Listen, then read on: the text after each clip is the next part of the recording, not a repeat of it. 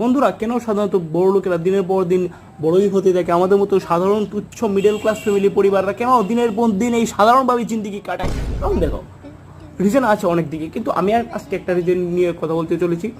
একটা কথা বলার মধ্যে কিন্তু একটা সৌন্দর্যতা আছে, একটা স্ট্যান্ডার্ড মেনটেন করে। দেখো, আমি বলছি মানে স্বামী স্ত্রীর মধ্যে সম্পর্কটা নিয়ে। বড় লোকেদের স্বামী স্ত্রীর মধ্যে একটা গভীর ভালো মিষ্টি সম্পর্ক আছে, একটা সম্মান, রেসপেক্টের আছে, ঠিক আছে?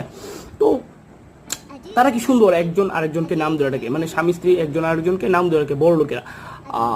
আমরা মতন মিডল ক্লাস ফ্যামিলি পরিবারে হাজব্যান্ড ওয়াইফ একজন আরেকজনকে কিভাবে ডাকে? কিভাবে ডাকে? ওই কি গো, শুনছ? হ্যাঁ শুনছ? ওইদিকে দেখা তো কি গো, ওই শুনছ? হ্যাঁ